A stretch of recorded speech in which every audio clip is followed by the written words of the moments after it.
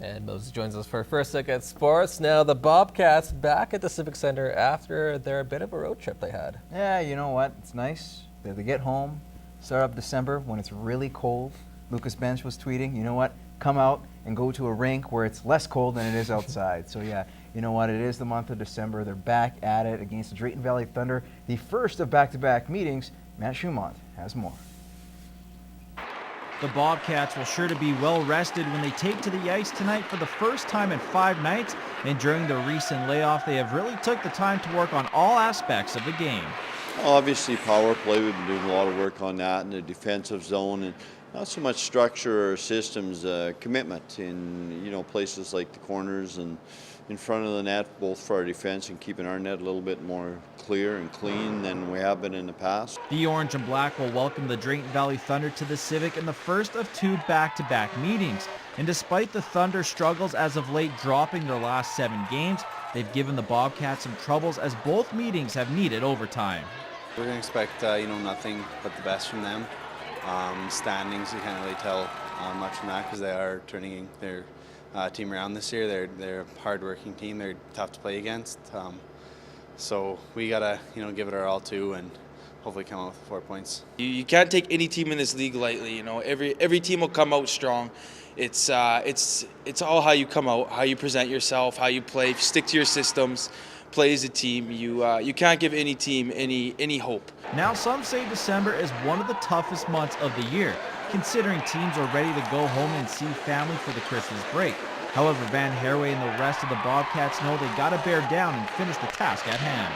I hear a lot about it, the focus, and the guys mentally aren't into the game and they're thinking about other things, and I agree with that. And it can be a tough time of the year, but I think you have to play through that. That's our jobs, and whether we're players or we're coaches, we've got to find a way to finish December as well as we can. It's definitely a grind, but you take advantage of the games now, come out with string a couple wins together in December, and it'll help you out that much more and come February. Puck drop for tonight's game is at 7:30. Matt Schumont, Newcap Sports. Bouncing back after suffering their first regular season loss 2 weeks ago, the Lloydminster Universal Heat will brave the cold weather as they head on the road for a pair of road games this weekend, looking to extend their lead in the Charger Division. Matt Schumont has more. After seeing their 17-game winning streak come to an end 2 weeks ago, the Heat bounced back last weekend, picking up a win and a tie, and doing it with multiple players out of the lineup. We had some guys sick and guys injured, and I thought we played a really good game Saturday. End result wasn't a win, but it was a tie, and I liked our effort. And I thought Sunday we kind of took a step back. I thought our effort wasn't there, but we got a win, and hopefully we just come to work this week at practice and just get better and better for the weekend. Now, although no one wants to see a streak like that come to an end, the Heat are looking at it as a positive, as they now know what adjustments they have to make going forward. We know what we need to improve and how we can improve, so that loss just kind of teaches us that we need to learn from our mistakes. So, yeah. It's all right to have it here. We'll just keep getting better every practice. Now we know we always got stuff to work on, always can be improving. The Heat will have another tough test this Saturday when they take on CAC. The two teams met earlier this season with the Heat winning 2-1, but in that game they faced a hot goalie and will expect the same thing in their upcoming tilt. I thought their goalie played really well. He's a big goaltender. We're going to have to get traffic in front of him. I think we peppered him with 40-some shots there. And so, we're going to need about another 40-shot effort to get a W. And, just the biggest thing on the road is just keep it simple, and get a greasy road win is always nice. Matt Schumont, Newcap Sports. Chelsea Carey just needed a victory to secure second place at the curling trials. In her way was Sherry Madaw. Carey would end up losing, creating a 3-way tie, and now has to play in the tiebreaker today. Now looking at the standings, Brad Jacobs was a perfect 7-0 with a win this morning, so he will get a bye to the final. There is no tiebreaker in this one, as Mike McEwen needed to win with John Morris's loss, but unfortunately he fell 5-4 to Kevin Cooey. Kevin Cooey making it respectable, moving up to 2-5. Jeff Stoughton there winning out as well, going 3-4 in his final Brier tournament, or at least this is his final Roar of the Rings, I should say. And Glenn Howard, John Epping there at the bottom. Little disappointing for Glenn Howard. Welcome to another edition of In the House with Scott Manners, and I'm pleased to be joined by Scott Manners. So let's get to it, my friend. You bet. Lots in store here, and I guess Martin Morris. What can you say? These two don't like each other. Animosity built. They broke up last year, and going into this one, looked pretty feisty.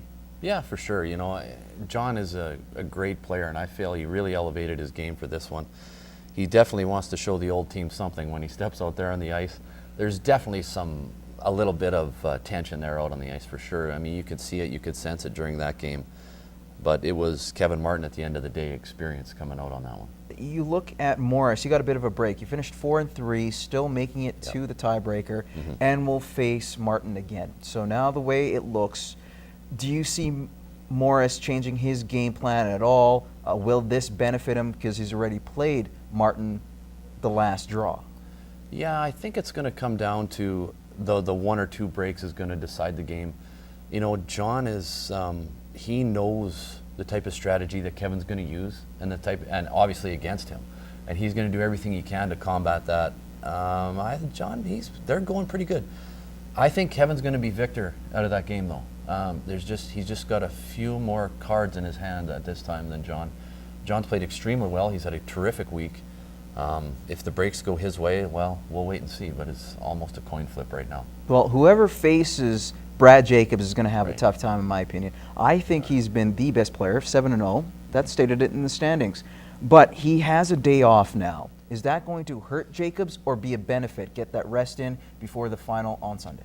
Yeah, Jacob's team, they'll probably really like that day off. They're going to hit the ice, and they're going to be there practicing, throwing stones, getting ready for that final game.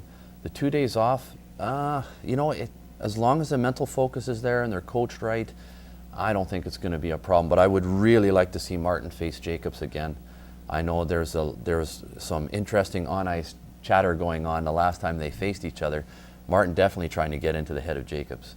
And kudos to the camera work that was done there. They were able to shut the mics off as quickly as they could. Women's side, Rachel Homan, yes, tonight, I think has the best chance to go and beat Jennifer Jones, winning this semifinal, mind you, and then going on to the final on Saturday. Yeah, I can agree with that, Moses. Rachel Homan, a solid team and a great performance this week. They have done some outstanding work to build up to perform for this event. They've done it.